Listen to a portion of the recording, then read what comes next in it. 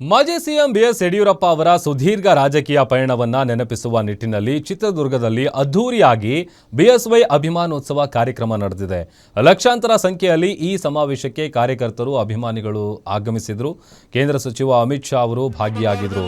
ನಾಡಿನ ಪ್ರಮುಖ ಸ್ವಾಮೀಜಿಗಳು ಕೂಡ ಈ ಸಮಾವೇಶದಲ್ಲಿ ಭಾಗಿಯಾಗಿ ಯಡಿಯೂರಪ್ಪ ಅವರ ರಾಜಕೀಯ ಸಾಧನೆಗಳನ್ನು ಕುರಿತು ಕೊಂಡಾಡಿದ್ದಾರೆ. ಕಾರ್ಯಕ್ರಮದಲ್ಲಿ ಮಾತನಾಡಿದ ಅಮಿತ್ ಶಾ, ಕರ್ನಾಟಕದಲ್ಲಿ ವಿವಿಧ ಪಂಗಡಗಳ ಮಠಾಧೀಶರನ್ನ ಒಟ್ಟುಗೂಡಿಸುವಲ್ಲಿ ಯಡಿಯೂರಪ್ಪ ಪ್ರಮುಖ ಪಾತ್ರ ವಹಿಸಿದ್ದಾರೆ.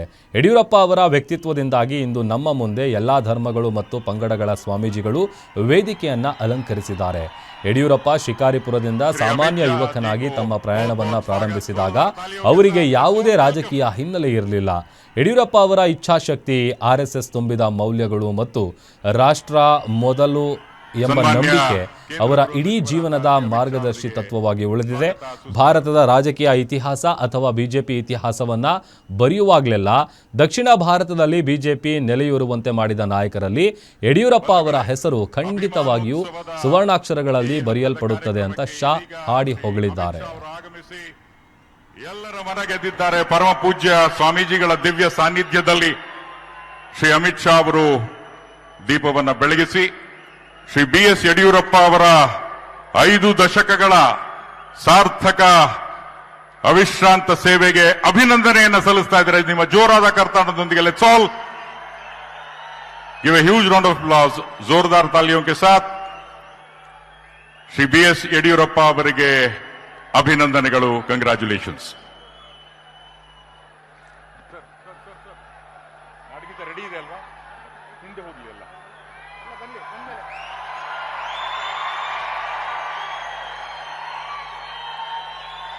ಪರಮ ಪೂಜ್ಯ ಸ್ವಾಮೀಜಿಗಳಿಗೆ ಹಾಗೂ ಎಲ್ಲಾ ಗಣ್ಯರಿಗೆ ಧನ್ಯವಾದಗಳು. ದಯಮಾಡಿ ತಾವೆಲ್ಲರೂ ಸಹ ಎದ್ದು ನಿಲ್ಲಬೇಕಾಗಿ. ನರೇಂದ್ರ ಮೋದಿಜಿ ಅವರಿಗೆ, ಅಮಿತ್ ಶಾ ಜಿ ಅವರಿಗೆ, ರೈತ ನಾಯಕ ಯಡಿಯೂರಪ್ಪನವರಿಗೆ,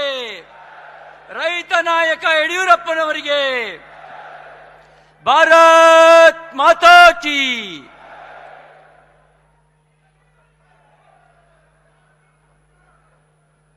ಸನ್ಮಾನ್ಯ ಶ್ರೀ BS ಯಡಿಯೂರಪ್ಪನವರಿಗೆ ಸುವರ್ಣ ಅಭಿನಂದನೆಗಳು.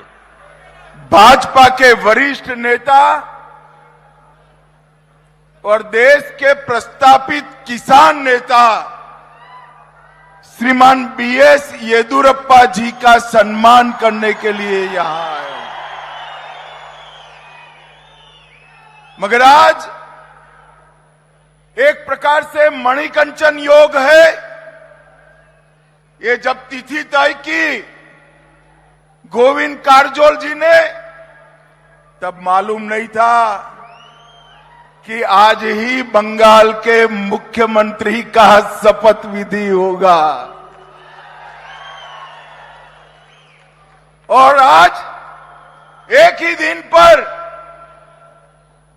येदियुरप्पा जी के 50 वर्ष के लंबे सार्वजनिक जीवन के बाद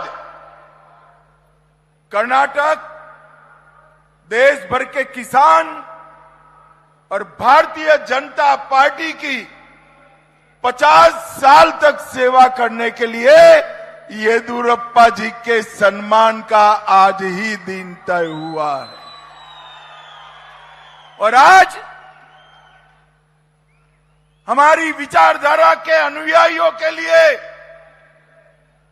भारत माता को आराध्य मानकर जीवन जीने वाले सभी देश के लोगों के लिए बहुत बड़ा दिन है कि जिस ಈ ದೇಶ ಸುಭದ್ರವಾಗಿದೆ. ದೇಶಕ್ಕೆ ಎದುರಾಗುವ ಯಾವುದೇ ಒಳಗಿನ ಅಥವಾ ಹೊರಗಿನ ಸವಾಲುಗಳನ್ನ ನಾವು ಅತ್ಯಂತ ಕಠಿಣ ಕ್ರಮಗಳಿಂದ ಸೆದೆಬಿಡುತ್ತೇವೆ ಎಂಬ ಸಂದೇಶವನ್ನು ನೀಡಲು ಬಂದಿದ್ದಾರೆ. ಪ್ರೀತಿ ಇಟ್ಟು ಬಂದಿರುವ ಅವರಿಗೆ ನಾನು ಕೃತಜ್ಞತೆ ಸಲ್ಲಿಸುತ್ತೇನೆ. ಇಂದಿನ ಅಭಿಮಾನೋತ್ಸವ ಕೇವಲ ಯಡಿಯೂರಪ್ಪನ ಅಭಿಮಾನೋತ್ಸವ ಅಷ್ಟೇ ಅಲ್ಲ, ಪ್ರಧಾನಿ ಮೋದಿ ಹಾಗೂ ಅಮಿತ್ ಶಾ ಅವರ ಪಂಚರಾಜ್ಯಗಳ ಚುನಾವಣೆಯಲ್ಲಿ ದಿಗ್ವಿಜಯ ಸಾಧಿಸಿದ ಸಂತೋಷದ ಸಂಭ್ರಮದ ಹೌದು ಎಂದಕ್ಕೆ ನಾನು ಅಭಿಮಾನ ಪಡುತ್ತಿದ್ದೇನೆ. ಇಂದಿನ ಕಾರ್ಯಕ್ರಮದಲ್ಲಿ ನಾಡಿನ ಮೂಲೆ ಮೂಲೆಗಳಿಂದ ಬಸವಾದಿ ಶರಣರ ಸಾಧು ಸಂತರು ಮಠಾಧೀಶರು ಅರಚರ ಕುರುಮೂರ್ತಿಗಳನ್ನು ಆಶೀರ್ವದಿಸಿ ನಮ್ಮ ಪ್ರೀತಿ ವ್ಯಕ್ತಪಡಿಸಿ ಬಂದಿದ್ದೀರಿ. ಅವರೆಲ್ಲರಿಗೂ ನಾನು ಹೃದಯ ತುಂಬಿ ಅವರ ಪಾದಾರ ಬಿಂದುಗಳಿಗೆ ಭಕ್ತಿಪೂರ್ವಕ ನಮಸ್ಕಾರ ಸಲ್ಲಿಸುತ್ತಿದ್ದೇನೆ. ಈ ಸಂದರ್ಭದಲ್ಲಿ ನಡೆದಾಡುವ ದೇವರಾಗಿದ್ದಂತ ಸಿದ್ಧಗಂಗೆಯ ಶ್ರೀ ಡಾಕ್ಟರ್ ಶಿವಕುಮಾರ ಸ್ವಾಮೀಜಿಯವರು ನಾನು ಅತ್ಯಂತ ಭಕ್ತಿಯಿಂದ ಸ್ಮರಿಸಿಕೊಳ್ಳುತ್ತೇನೆ. ಅಧಿಕಾರಕ್ಕೋಸ್ಕರ ಹೋರಾಟ ಅಲ್ಲ. ಯಡಿಯೂರಪ್ಪನವರು ತಮ್ಮ ಜೀವನದುದ್ದಕ್ಕೂ ಸಹ ಪ್ರಾಮಾಣಿಕವಾಗಿ ಬಡವರ ಕಣ್ಣೀರನ್ನು ಒರೆಸ್ತಕ್ಕಂತ ಕೆಲಸ ಮಾಡಿದ್ದಾರೆ. ರೈತರ ಧ್ವನಿಯಾಗಿ ಕೆಲಸ ಮಾಡಿದ್ದಾರೆ. ಅಷ್ಟೇ ಅಲ್ಲ, ನಾಡಿನ ಶೋಷಿತ ಪೀಡಿತ ಸಮುದಾಯಗಳ ಧ್ವನಿಯಾಗಿ ಅವ್ರಿಗೆ ಆಸರೆ ಆಗ್ತಕ್ಕಂತ ಕೆಲಸ ಸನ್ಮಾನ್ಯ BS ಯಡಿಯೂರಪ್ಪನವರು ಮಾಡಿದ್ದಾರೆ.